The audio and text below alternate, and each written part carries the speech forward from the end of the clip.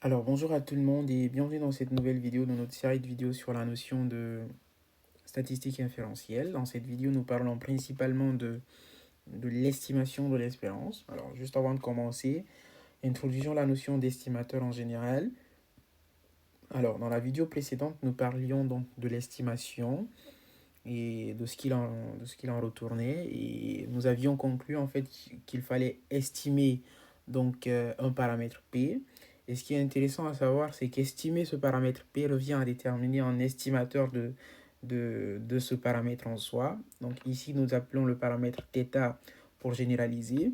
Donc il faudra forcément construire un estimateur de θ pour arriver à faire une estimation. Voilà, aussi simple que ça. Et vous allez un peu le comprendre dans la suite de la vidéo. Néanmoins, ce concept d'estimation, il est fortement adossé à la notion d'échantillon. C'est-à-dire que pour un estimateur θ, il sera forcément une fonction de, de l'échantillon, donc des variables aléatoires que vous avez ici. C'est-à-dire qu'on construira cet estimateur-là sur la base de l'échantillon et pas de la population. Et étant donné que nous construisons cet estimateur sur la base d'échantillons, donc de variables aléatoires, eh bien, ça nous permet simplement de dire que cet estimateur en soi est également une variable aléatoire. Donc, la valeur qu'il va en ressortir, ce qu'il va en ressortir n'est qu'une variable aléatoire en soi. Étant donné que nous avons un ensemble de variables aléatoires, eh bien, il ne peut en découler qu'une variable aléatoire. Voilà.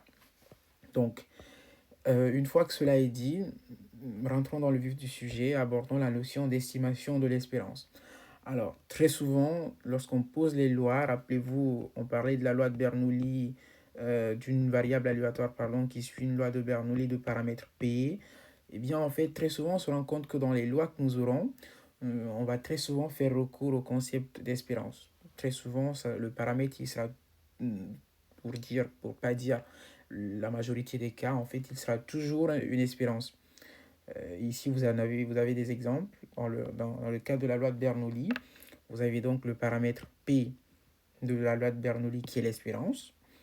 Dans la loi normale, rappelez-vous, X suit une loi normale mu sigma carré. Et bien, le mu, c'est l'espérance. Dans une loi exponentielle, vous avez 1 sur lambda. Le paramètre, c'est lambda. Donc là, en soi, vous avez l'inverse de paramètre qui est aussi l'espérance. Mais ça revient à la même chose. Parce que estimer euh, le paramètre lambda revient simplement à estimer l'espérance. Voilà. Donc, vous l'aurez compris, effectivement, cette notion d'espérance est au centre de toutes les convoitises. Et c'est très intéressant parce que nous avons une manière toute simple d'estimer, de construire un estimateur de cette espérance-là. Donc, l'estimateur par excellence, je pense que vous le saviez tous déjà, c'est la moyenne empirique, oui, qui sera la somme des x en x2, x3, xn sur n. Et pourquoi on se fonde sur la loi des grands nombres pour affirmer cela. C'est-à-dire que ce que vous avez là, cette valeur-là, lorsque le n il tend vers plus l'infini, cette valeur est très proche de l'espérance, est très proche de la moyenne. Voilà. Donc, une fois que cela est dit, on sait construire donc un estimateur de l'espérance. On sait que l'espérance est au centre aussi de toutes les lois, dans la majorité des cas. Voilà, donc rappelez-vous, on ne va jamais se servir donc de la population dans son entièreté, ça sera toujours un échantillon. Donc en s'intéressant aux réalisations de cet échantillon-là, c'est-à-dire les petits x1, x2, x3, xn, on peut déterminer l'estimation, donc on peut faire l'estimation in fine. Donc on va prendre un exemple. Supposons que nous nous intéressons au pourcentage de végétariens dans une population. On peut supposer que les variables xi donc, suivent une loi de Bernoulli. Rappelez-vous, une loi de Bernoulli est une loi qui va associer à une preuve, à une expérience, deux issues, succès ou échec. Donc ici, s'intéresser au pourcentage de végétariens, simplement peut revenir à caractériser les variables aléatoires qu'on va définir, à les caractériser par des lois de Bernoulli de paramètre P, où P est la proportion donc, de végétariens dans la population. Et comme je le disais, donc X va prendre la valeur 1 si végétarien, 0 sinon. Et l'enjeu de tout ça donc sera de déterminer le paramètre P en soi, donc l'estimation du paramètre P. Et rappelez-vous, encore une fois, on a dit que dans la loi de Bernoulli, le paramètre P, c'est l'espérance. Donc, déterminer le paramètre P reviendra à construire donc l'espérance de X. Et en soit, ça sera donc espérance de X1 qui sera égale à espérance de X2 qui sera égale à espérance de Xn. Rappelez-vous, les lois, ces variables sont IID, c'est-à-dire indépendantes, et de même loi. Étant donné qu'elles sont de même loi, c'est-à-dire qu'elles auront forcément la même espérance. Donc, déterminer P revient à déterminer l'espérance de X1 ou de X2 ou de Xn. Voilà. Donc, prenons un exemple très concret. On s'intéresse à un échantillon donc. On récolte un jeu de données où vous avez X1, X2, Xn.